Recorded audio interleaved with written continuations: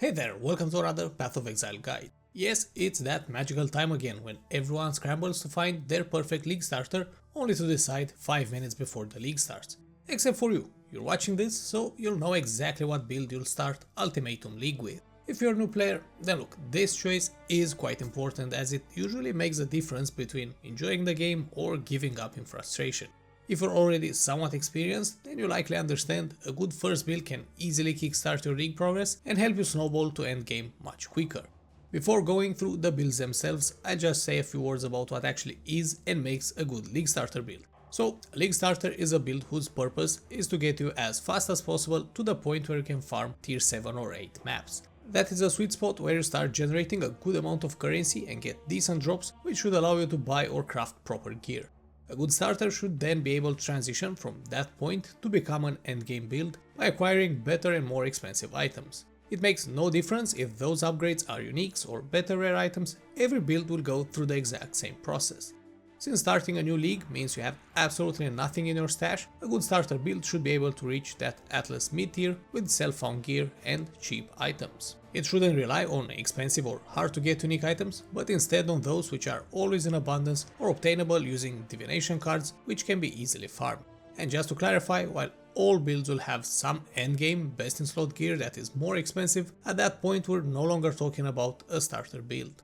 Another key aspect for league starter is that it shouldn't rely on mechanics, skills or items that are introduced in the upcoming league. Not only would that involve a lot of guesswork, but such elements are always prone to be changed in the first weeks of a new league. In addition to that, a good starter should be easy to play without complicated mechanics or combos and supported by a clear build guide, such as my guides. But really, no matter how great a build is, if you're wasting hours to figure out how to play it or choose the wrong leveling path in the passive tree, your efficiency will drop significantly. Finally, all the builds that I'll showcase have been tested, fine-tuned or designed by myself. They work great as starter builds for a number of leagues now and are proven to be reliable for new players and veterans alike.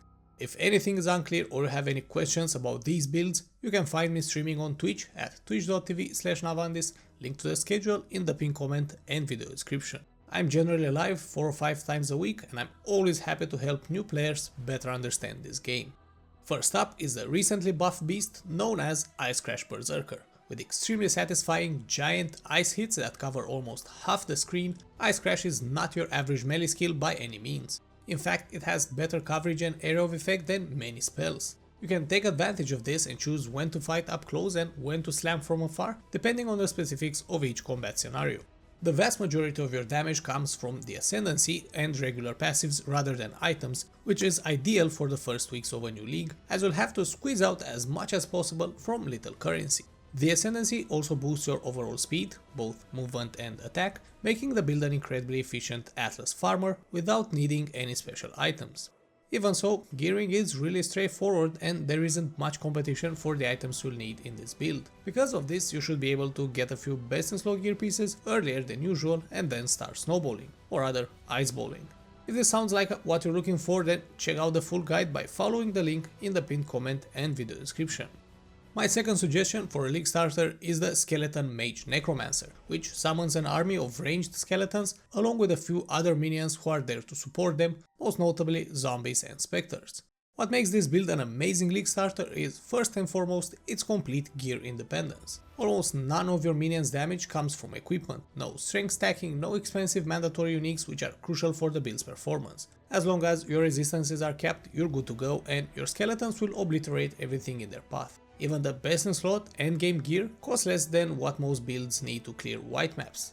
Skeleton mages are obtained by socketing in a Dead Reckoning unique jewel which transforms melee skellies into mages.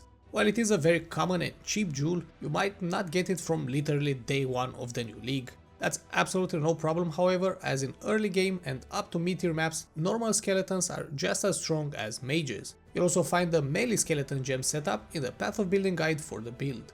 The skeleton mage necro is equally good at clearing large packs of mobs as well as killing bosses or other tough targets. Losing a few skeletons will never cripple you as raising some more doesn't require corpses. Not only that, but summoner builds are a beginner's best friend. They allow you to observe and learn difficult fights or a new league's mechanic while your minions do the heavy lifting. It's much easier to master new or tough boss fights when minions take care of dealing damage and your only concern is proper positioning and staying alive. You can find the extensive build guide linked in the pinned comment and video description. Third League Starter recommendation is the Cyclone champion build using one of the smoothest and most beginner friendly skills in the game. Grab a two-handed sword with decent physical damage and spin your way through the entire game. If you've ever played Whirlwind Barb in any Diablo game, well, this is Path of Exile's equivalent. Incredible mobility, excellent clearing speed and really solid damage are all perks of this build. On top of that, it uses one of the very few skills in the game which can continuously apply damage while constantly moving. Killing enemies while moving around and evading dangerous stuff is a great defensive mechanism, and it only gets stronger as you become better at positioning. Both the new Ultimatum mechanic as well as the recently introduced Maven Crucible are basically increasingly difficult stage fights against swarms of monsters with a lot of arena hazards and ground effects. Playing a tanky build that can navigate through these while still dealing full damage will make these encounters much easier. The build is also not really gear dependent and doesn't need any specific unique items. On top of that, items boosting physical or melee damage are always in abundance, so you'll have plenty to choose from. This version of the build is also intentionally designed to be a very budget oriented one, making it ideal as a league starter. Topping everything off, the build is incredibly easy to play and master. There are no weird mechanics or combos, gearing up is simple and the passive tree has a really smooth progression, constantly picking up powerful nodes. If this sounds like what you're looking for, then check out the full guide by following the link in the pinned comment and video description. Next is the fresh out of the oven Elemental Hit Raider, the Farming God.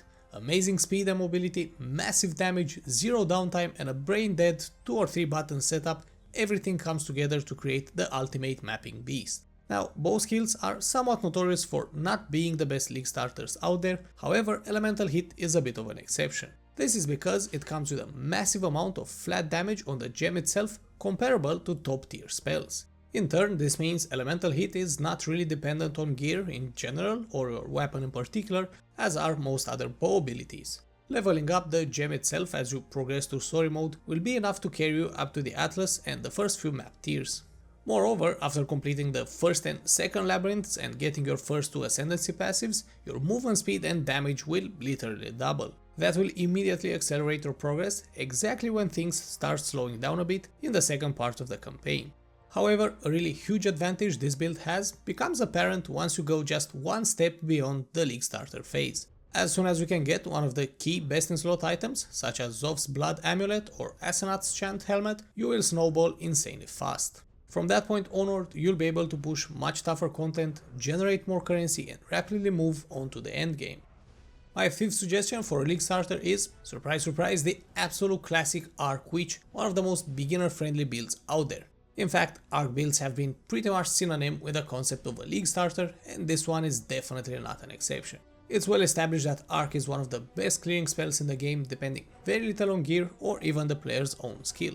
With a very intuitive playstyle and absolutely no complex mechanics, it's a beginner's best friend.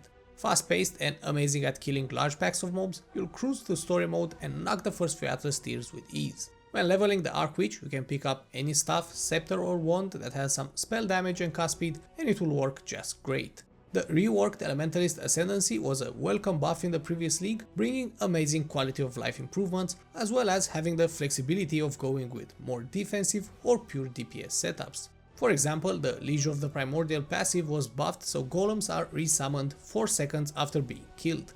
Not only will this make the overall gameplay much more enjoyable as you no longer have to micromanage the golems, but it's also a net DPS increase.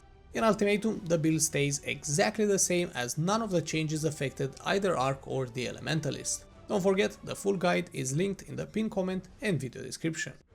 Lastly, I wanted to add a bonus recommendation of an insanely strong build which dodged pretty much all the nerfs in the past 2 leagues, the Soul-Rest Phantasm Necromancer. Now, before you grab your pitchforks and torches, I know this build breaks a few of those golden rules of a league starter. It relies on a very specific unique item, the Soul-Rest Staff, and you'll need to level up with a slightly different minion build, the Skeleton Mage I've mentioned earlier.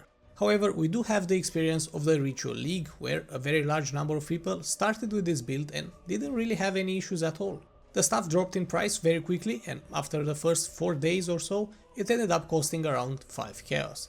On top of that, in Ultimatum, Soul Rest is no longer a delve specific item, which means it can drop literally everywhere, in turn meaning much higher supply and lower prices.